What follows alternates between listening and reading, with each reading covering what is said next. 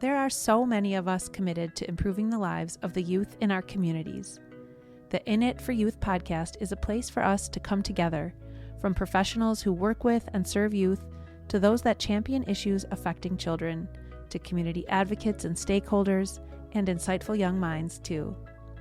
The In It for Youth podcast is a tapestry of voices united by a dedication to youth well-being and empowering the young generations of today and tomorrow. I'm your host, Jamie Gale, and I'm so glad you've joined me on this team that is in it for youth. Hello and welcome back to the show. Okay, before we get into today's episode, I have an ask for everyone listening. As you know, on this podcast, I'm talking with some of the coolest, most compassionate professionals working to impact and improve the lives of youth, and I am looking to be connected to the people in your life that you think would add a new and important perspective about youth well-being to the show. So if you have a guest suggestion, whether that's you or someone in your personal or professional life, I want to hear about it. I'll put a link to my website in the show notes, and so you can always send me a message there or a DM on social media. My handle is Jamie Gale LLC, and I would absolutely love for you to connect me with people that you think that I really need to talk to on this podcast. So you can also email me, Jamie@Jamie Gale LLC. I'll link everything.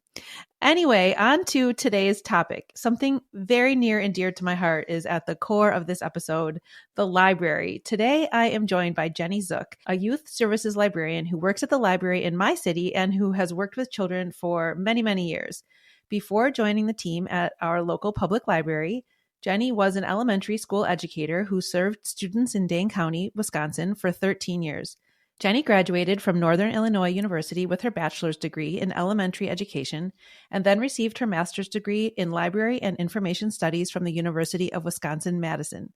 Jennie is also the mom to 2 teenagers and an all-around fabulous person and my friend. Congratulations on all of your impact on youth well-being, Jennie, and welcome to the podcast. Thank you so much. It's so good to be here. So let's start with your current work with youth. Can you fill us in on what you do in your work as a youth services librarian? Yes. So I joined the Middleton Public Library almost 2 years ago now. I started out as a public services library assistant. And, it's a lot of customer service. But 7 weeks later, there was an opening for a youth services librarian, and I applied. And I didn't know what it was going to be. I hadn't worked in a public library really before. And so I got the job and I felt so lucky, and I still do. Every day is completely different. I feel like we were just talking about this, about putting a day in the life of a public librarian on our social media, because every day is so crazy. But the heart of it is just the great work that we do with kids and their families. I feel like so much of what I do is not just for the kids, but also for the adults. My programming includes story time. I have 0 to 3-year-old kiddos coming every Thursday for 2 story time sessions. And it's not just for them. Yes, they're seeing books and they're interacting with kids and they are getting out of the house and they are learning to play and share. But it's also for the adults that come with them, for that community building and for seeing how other people parent and how other people handle situations. So it's really cool. It's really cool to see young parents taking the charge. I also do school age programming after school. So I do a lot of STEM sort of things. I have a program called Midweek Makerspace on Wednesdays, and kids come and they do projects with me. And it's so much fun. It's a lot of things we do in the library that we just didn't have time to do when I was teaching in school. And I feel like that's still true. They can come to the library after school and have some fun, and I can put in some sneaky learning. And it's such a joy. It's such a joy to be there at the public library. That's so great. So before you worked at Middleton Public Library, you were in a public school. And so can you tell us a little bit about, I guess, what your path looked like to that point, career-wise, and then how you made the switch or why you made the switch to the public library from the school? Certainly. Yes. So way back in the 1900s when I graduated, my husband and I moved from Illinois to Wisconsin. He was going to take a job that he still holds to this day. And I searched around all of Dane County. I put in my application everywhere, and I landed my first job in Stoughton. It was at a brand new school called Sandhill, and it was grades 5, 6, 7, and 8. And I was a fifth grade teacher.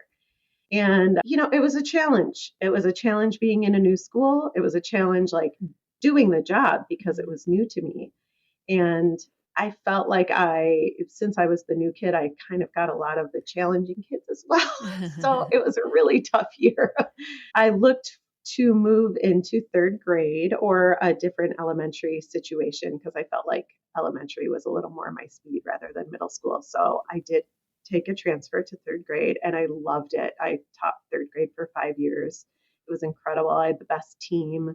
The kids were so great. They're just at a really fun age, and it just seemed to be a better fit for me overall. It was important for me, one of my life goals, to get my master's degree because I don't have a lot of college graduates in my family. So it was just important for me to continue that lifelong learning.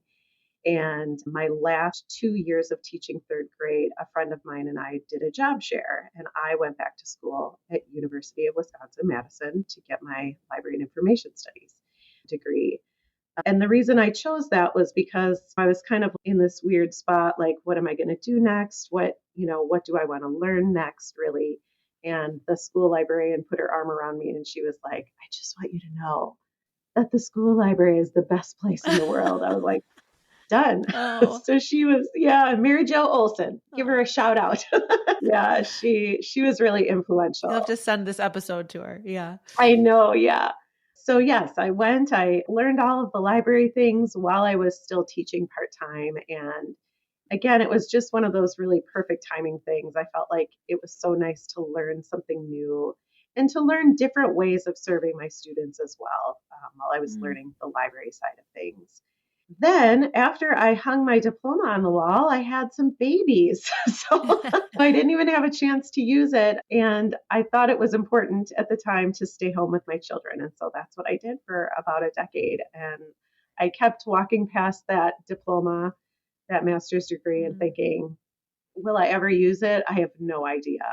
So fast forward, the kids are getting big, they're going to school. I was volunteering in and out of their classrooms, and I had that toe back in the water of the elementary education setting. I was invited to work in the school library as a long-term sub and also as a library assistant there.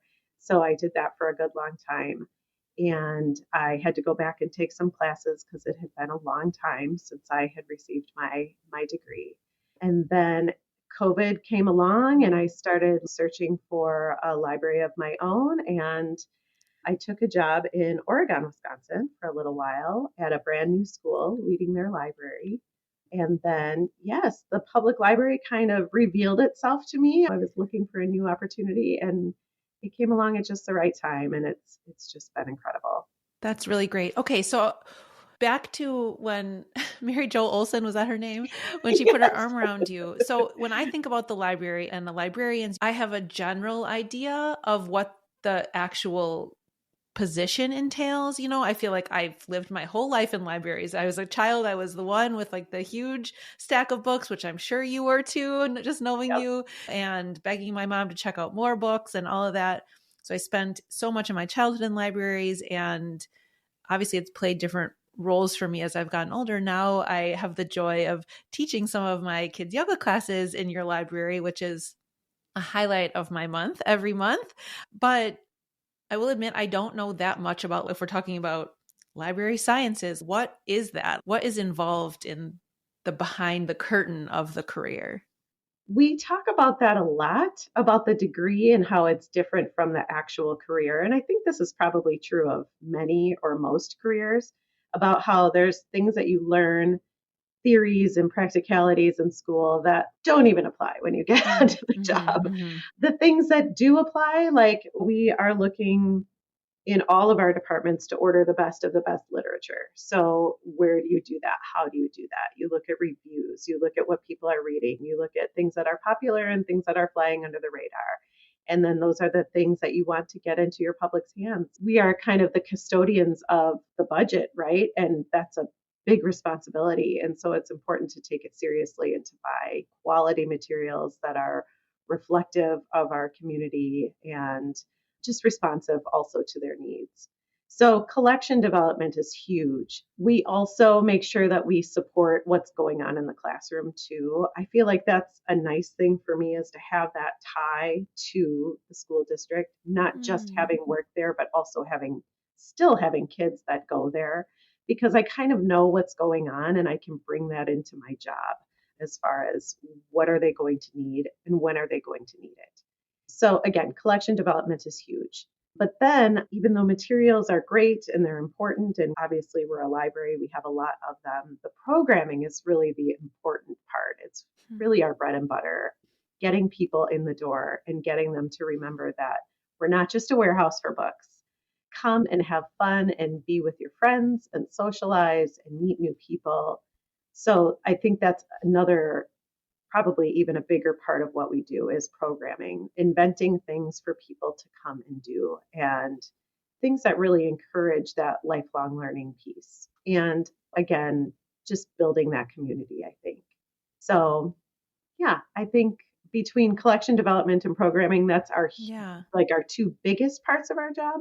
And then there's a million little things like, oh, I have to go and clean the chairs, and now I've got to wipe down toys, get together this Lego and make sure this puzzle has all the pieces. So totally call that other jobs as assigned. Other duties as assigned. Right. The dreaded last line of the job description. That's really funny. Awesome. Cool. Well, thank you for explaining that. All right. So with how online people are, and if we take the necessity of us being online during COVID out of it, so much of what goes on is obviously digital and online, and there are obviously pros and cons to that. But how does the library, and how do you and your colleagues encourage young readers to visit the library and to pick up new books when YouTube is like a click away? How do you encourage them to experience the full richness of coming into the library to experience this programming or obtain the materials, the books, everything like that in today's day and age? Well, I know you said leave COVID out of it, but I really feel like families are craving that connection. It's interesting because I was just reading an article in the paper, and it was about how locally there's a new restaurant coming together. And it's not just a restaurant, but it's this whole like play space. And then come in and we'll do projects and we'll have socialization and all of this stuff. And I'm like, is it just a library with food? Okay, yeah. Because that's all the things that we do, right? And because I feel like people are craving that. And when we took it away, we all thought we wanted to be in our pajamas all day long and hide under the covers. But then you take it away and now people are craving it. And even if, kids they're not aware that that's what they're looking for, they're tired, they're after school, I think the parents are still wanting to be social and come out and, even just hang out side by side with another human. There is something to it. And I feel like we learned that. Also, I think we just try and put on the best things we can and hope. We're not like a school. We can't mandate that people come to us, right? So that part is a little bit tricky, but the beauty is when people show up, it's because they really want to be there. This past weekend, we hosted something new. It was a jigsaw puzzle competition, which I guess is something that's happening locally and around. I didn't know. I'm not a big puzzler, but our adult services librarian learned about this, that this is a thing. So she put on this jigsaw puzzle competition. She said that they had 16 teams. Wow. Every single person showed 16 teams of 4, and they were in it to win it. And somebody said, well, what was the prize? Was it money? Was it lottery tickets? What was the big deal? And I said, it was just like some little nominal prize, no big deal. They just wanted to come and be together and work on a puzzle and compete. And it was so cool. We'd never done it before. We didn't know how it would go. But just that again was that proof that people want to be together. When I have story time, I mentioned to you that we have story time. Mine is on Thursdays, 9:30 and 10:30. My colleague does it on Tuesdays, 9:30 and 10:30. And we regularly have 75 people in that room.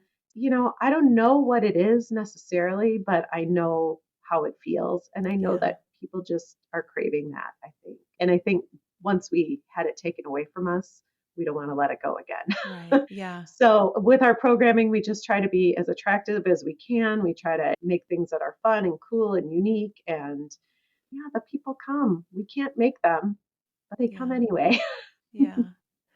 It's really cool. We live in Middleton, Wisconsin, which is just outside of Madison, Wisconsin. And I really do think that the libraries in our area do a phenomenal job with programming. And so if you don't live in an area that has such robust programming and your library is maybe not as active, or you work for a library that you are looking to increase the amount of programming or the type of programming, I definitely would say head to Middleton Public Library's website and take a look at just the enormous range of programming that's going on for all ages. It is a truly, Jennie, you and your team are doing a truly incredible job offering an enormous range of opportunities to the community. I mean, I think today you're hosting a company that's doing practice ACTs for high schoolers. And I saw the other day you had like a Nerf gun Fortnite something. Maybe those were two separate events. And the library has hosted youth entrepreneurship fairs that my own kids participated in several years ago and had their first taste of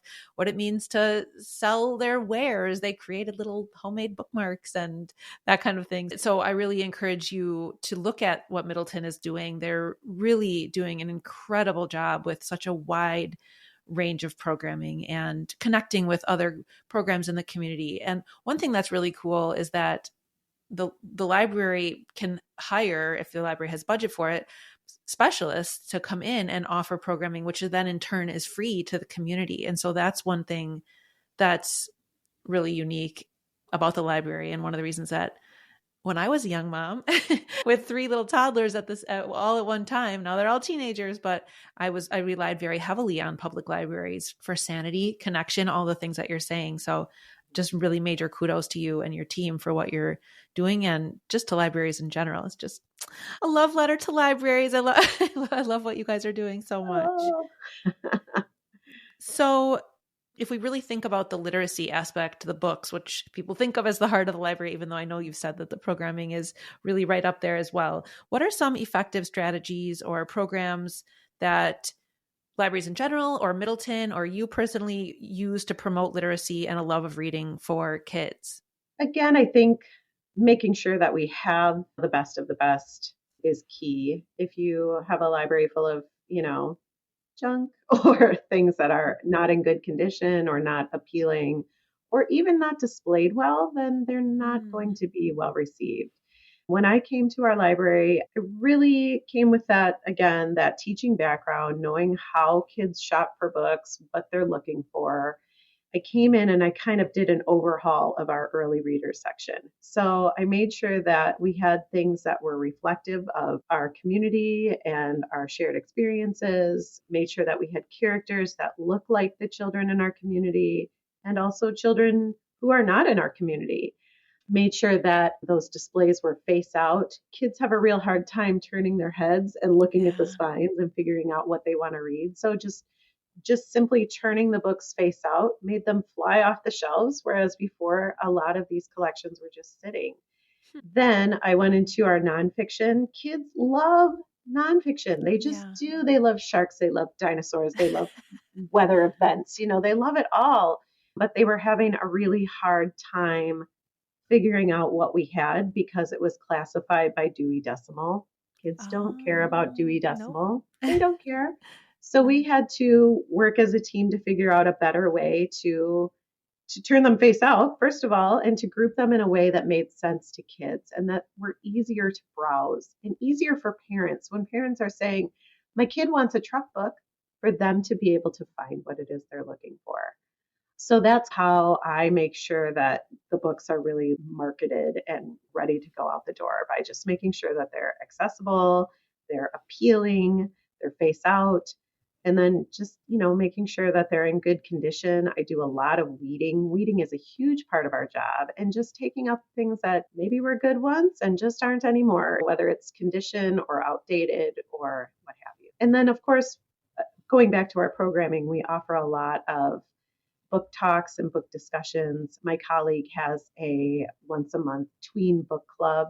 It's like a party once a month. She has such a good time, and they do Mad Libs and trivia and prizes and all of this stuff. And so, tweens sometimes have a little bit less time to read than they did when they were smaller. Yeah. And other things are kind of taking up more of their time. But to be with this colleague of mine who is just like the light of the library and who makes everything so much fun, they just love to come. Mm-hmm. So they take home the book, they read it, and then they come, once a month on a Monday. In the summer, we'll have book bunch and lunch. And we read aloud to them a little bit of a book, and then we do like a project or some sort of fun thing to go along with it. Sometimes there's a movie at the end. What else? Story time, of course. I feel like with my little guys, the 0 to 3s, the books don't matter as much as just seeing me hold a book and how it operates. I think the pages within don't matter as much to them because, they're kind of all over. That's what they should be doing. And then as far as promotion also of reading, we make sure that we have a lot of good parenting things too. We have a new children's area. It's so lovely. Parents are always over there hanging out with their kids. And we made sure to put a parenting collection over there too. So while they're sitting and thinking and looking and observing their kids, they can also take home a book about potty training or meal times or whatever. So there's a lot of ways we kind of make sure that books are available when and how you need them, and just making sure that we have the best ones for you. I love that. I love that so much. So if there's a parent listening who has little ones at home, would you recommend the same types of things for the home collection, like sort of curate it like you were just describing for the library, make sure that it's facing out, that they're maybe grouped by topic instead of just when possible, instead of just shoved in, that kind of thing, and reading with their kids? Yeah, I think at home, the organization doesn't matter as much as it does for us, but just making sure that those kiddos are surrounded by books that they can always have access to, and not just leaving them to their own devices, but sitting down and reading to them and doing it every single day. I know that, parents might get tired of reading the same book every day, but do it. It's good for them and it's good for you and it's good for your family to have that little time. I read a book about a daughter and her father, and they made a pact in 4th grade. Again, it was those tweens that don't always have the time to read, and she was finding herself kind of falling off the wagon with her reading. She and her father made a pact to read every single night together, and they did until she went to college. Oh. So I don't think, every family has that capacity to do that, including my own. Right. But it's a great goal, right? Having that time together every single night or at a specified time during the day to read together and apart. Show kids that you are a reader too. Yeah. Oh, I love that. A couple years ago, my son told me that he thought I might enjoy one of the books that he was reading for his English or literacy class, whatever it was. And I have to admit that it wasn't a book I would have picked up, but I am so glad, like he looked at me kind of like expectantly, like, I think you might like this book that I'm reading. And so I downloaded the audiobook because I am almost only on audiobooks because I don't sit still very long. It counts. It counts. It counts. Okay, good to hear. Good to hear.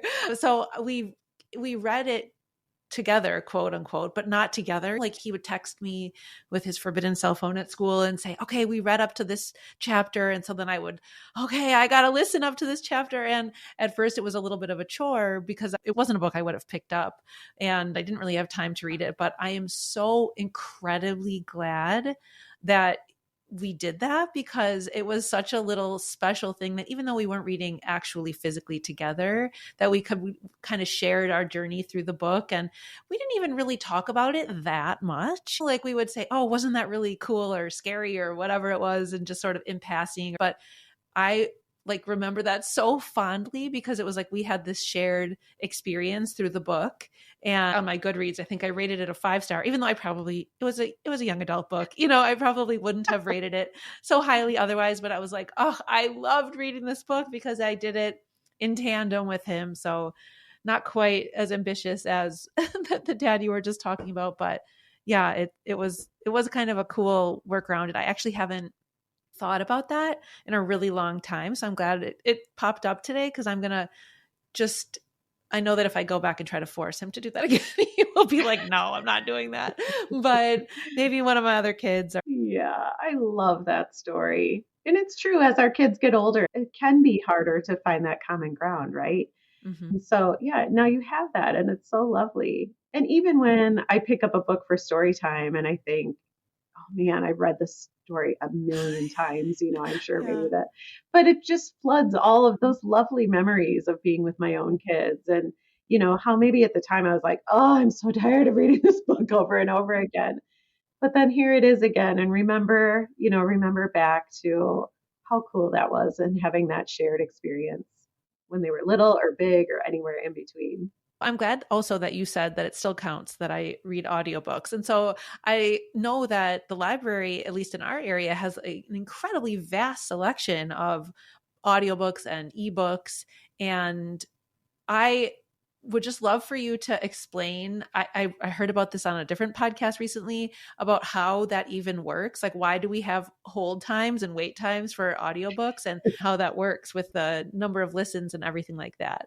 It's about licensing. I think just like you buy a certain number of copies of books for the library, you might buy 100 for your system or whatever. It's the same thing as far as audiobooks, probably because the author gets paid per item. That's probably why there's not unlimited, but I know it seems ridiculous to have to wait when it's not even a tangible thing. But it makes more sense when you think about it from a licensing standpoint instead of just like Yeah, a technologically available standpoint. So yeah. exactly. Yeah. Yeah. Yeah. But keep reading and keep listening because it all counts, even if you have to wait. Well, and it helps the library too, right? There's some way that it shows the usage when people are using the library for audiobooks. And so that somehow impacts funding, and not exactly sure how it all works, but. Well, all of that information also tells us which of our databases are worth our money, because again, going back to we are the stewards of the taxpayers' money, it's important that we use it wisely. And so if people are using our streaming services like Hoopla and Canopy, and they're using Libby for their audiobooks and their downloads, if they're using it and we're getting good numbers, then we know that that's a worthwhile purchase for us. And I think you can just come into the library if you're not sure how to use it, and someone will show you how, right? Absolutely. Yeah. At Middleton, we have a million handouts and friendly faces at the service desk, but we also have Techno Minutes. So if you're just struggling with your phone or your laptop or your database or what have you, you can sign up for 30 minutes and someone will sit next to you and guide you through. And it is so lovely. I've thought about doing it myself a million times. And maybe it's great for like a tween or teen too, who wants to figure out how to use it themselves. They can get out from under like their frustration with parents going back and forth on tech. They can just kind of go to the library and have support in that way. Absolutely. Yeah. It's for all ages. So one of the things that you mentioned was about how the library reflects the community. And it seems like, especially over the last handful of years, that has become a hot topic, and that libraries have found themselves at the center of controversy about what you are including in collections. I'm curious if you feel like, well, the area that we live, there's a little bit more cohesiveness in what people think a library should be offering for content. And maybe, the 0 to 3 books are pretty benign, although I'm sure that they have found themselves at the center of controversy as well, but especially in the older kids and teens and tweens. And so how do you and your colleagues navigate those decisions and that dynamic of putting information out there for kids in a way that feels aligned to you personally, but then also the library's perspective, and then merging that with community expectations? I cannot tell you how fortunate I feel to work in Middleton because every day I get the library link of the day, and it's a lot of bad news recently about a lot of communities really struggling with what is being taught in school, what is showing up on their library shelves. And we come together as a team and really know how fortunate we are to live in the community that we do. Not to say that we don't once in a while receive pushback, because we do. And that makes us look again at what our goals are and who we serve and why we choose the things that we choose, and forces us to re-examine those things. I think something just to remember, like to keep it simple, is libraries are for everyone. They are free and available for everyone. And that means that we have a responsibility to make sure that there is something for everyone. And if it is not for you, please feel free to leave it on the shelf for the next person who does want it.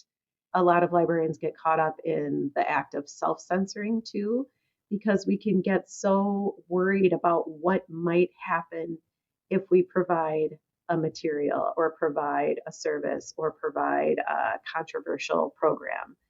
But if we are doing our job well and we are really serving our community and serving the beautiful diversity of people that is part of what makes our world so beautiful, then we have to make sure that we are still doing those things and dealing with problems as they occur. Again, I feel so lucky that we live in Middleton. We have been so supported. We have just such a great community, but it is something that kind of looms in the back of our heads all the time about, if we do this, then what? If we buy this, then what? And we see that happening in libraries all across the country. Yeah. But again, we cannot overstate the importance of making sure that we are representative of people and having what people need and want. And I hadn't really thought about it to this degree before until just this moment, but it's probably not just like what materials are in the library, but then also like what sections you put them in. It's so much more complex than it looks on the surface. I feel like as I'm kind of thinking through, whether something goes in the youth section, in the teen section, in the nonfiction section, in the, wow, there's a lot that goes into that. Yeah. And we want things to be accessible. We want people to be able to find them. If there's a child who is struggling with, whatever the issue is, we want them to be able to find the materials that they need to answer their questions. And so to have a moving target, where is it now? Is it in the teen section? Is it in the adult section? We really have to be purposeful in figuring out where it fits best. Yeah. Yeah. Interesting. Okay. Thanks for shedding a little light on that. That's, I guess, another area of the peek behind the curtain that people don't see or think about when they're coming to story time is like how much thought goes into all of that. So very cool. Very, very cool. So as you think about what's coming up for you and your career and also the library and all the things that are going on, what are you excited about? I guess maybe those are separate questions, but like, what are you excited about as far as your role and career, and also similarly for the library that you work at? Well, first of all, I feel like I'm in this beautiful little bubble. You know that when you're tooling along through life and, suddenly you find yourself in just this perfect little spot and you just want it to last and last and last. And I have found myself in the perfect team. I work with just the most incredible group of people. They are so fun. They are so funny. We have the best time. Sometimes when we have days off work, we spend it together, even though we've been together the entire week. Yeah. They are accepting and welcoming and fun and brilliantly smart and so creative. And I just want to make that last as long as I can. So I'm really just kind of like trying to revel in that. The programming that we do is just so exciting because we will take a theme and kind of carry it through all the departments. So for instance, Out of This World is coming up in April.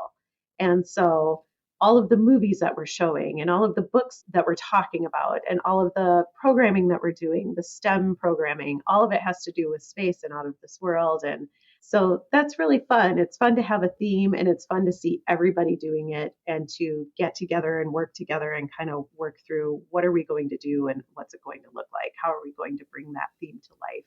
So that's a lot of fun. I'm looking forward to the summer. As a teacher, we would finally, summer is here. But as a librarian, now we take the baton and we entertain the kids the entire summer. And that's a lot of fun. It goes really fast. We have the best time. We have, kids and families in and out. The shelves are empty because every book is being checked out. People are at programs because they just, they're looking for something fun and free to do while school is out. So summer is a great time at the library. And then I'm just looking forward to growing as a professional. I know that our team leader is getting us to maybe present at some conferences. We hear a lot at our library that we and I'm sure every library hears this, oh, you're so amazing. You put on the best programs. We just love you so much. And our director says, every library hears those words. And we're like, yeah, yeah, yeah. But aren't we the best? And aren't we doing the best? But we hear that a lot, especially with our story times. People say, oh, your story times are so great. They're so dynamic. And so our department head would like for us to present on story time and about, Cool. the different components that go into an effective story time. So even though story time has been a thing that I've done for a long time, the presenting about it will be kind of neat and kind of different. She would also like us to develop a presentation about the importance of play. I feel like people forget about how important it is, and not just for kids, but for all ages, the importance of play. So we're developing some presentations around that. And then just seeing where things take me. I feel like if I do the same set of things for too long, then I kind of get a little restless. Mhm. So, even the summer, I was like, what could I do with story time and STEM for middle grade kids? Mm. So just kind of thinking about what's next and what things I want to keep doing and what things I want to reinvent. So, um, yeah, I love being at the library for so many reasons, but I love that we kind of have the freedom to keep doing that, to keep it reinventing ourselves. When it's no longer fun and fresh, we can do something different, and that's okay. I love that. I love Mhm. what you said about the power of play and the importance of play. Over the weekend, one of my work programs is that along with another camp director, have developed a camp counselor training. As camp directors, we have so many balls in the air once camp comes, and we have so many things that we want our staff to sort of intuit from our brains, and we want to spend all this time training on site during camp, but there's so many things that go into implementing a camp program. But being a great camp counselor, yes, some of it is just their natural ability, but a lot of it is really teachable. And so we developed a training, one training that's for middle and high schoolers, and another one that's for college age students and older. That's more of a leadership training.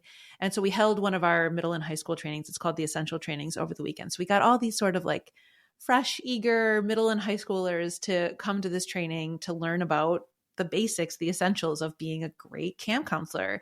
And a lot of them are going into their like junior counselor years, as they're a little on the younger side. And it was like we cracked their mind open to like, why play? Why camp? Why bother with songs at camp? And why bother with the games and all of that? And so it was so cool to see them sort of consider it from like an outside the fishbowl perspective of like, why do these things? And once we explained the why, they were so much more willing to like go for it and play the games and be playful at the training. And you could just see and feel the energy change in the room. And so then just to think about like, okay, now they're going to go and be camp counselors, and they're going to impact their campers in this way to let them experience that joy of play.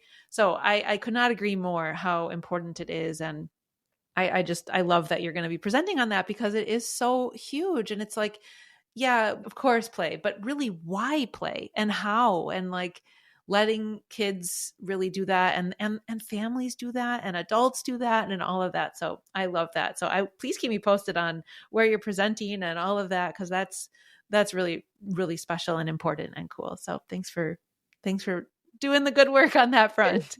Yeah. So, Jennie, one question that I ask at the end of every interview is, if you could wave a magic wand on behalf of kids in 2024, what would you wish for them, and what messages would you tell them? I just want them to be happy. I want them to be healthy. I want them to be connected with each other and with their communities and with their families. I want them to have less social media because everything on there is made up, Yeah. and to turn toward friends and families and loved ones and turn away from the outside noise. If I had a magic wand, that's what I would do for sure. And then I would have them come into the library and see us and take their stack of books home and share them with Oh, everybody and just, yeah. yeah, continue the lifelong learning. Yeah. All right. Well, Jennie, well, thank you so much for joining me today and for being in it for youth. Please tell listeners where they can find out more about what's happening at your library, and if they want to reach out to you with any questions, how they can do that. Sure. You can find me and you can find our event calendar at midlibrary.org. And I'm there Monday through Friday, 7:30 to 4. Come in and see us. And we have weekend programs, and we're open on Sundays too. So great. Well, we will link everything in the show notes. Thank you so much for joining me, and I loved our conversation. And to all the listeners, thank you for listening, and we'll be back next time with another inspiring interview. Thank you so much. Thanks for having me. In It for Youth is a Lit Path Studios production. Music is by Inspiring Audio and Pond 5. Be sure to subscribe so you don't miss an episode. And to learn more about this show and all other shows on the network, visit www.litpathstudios.com.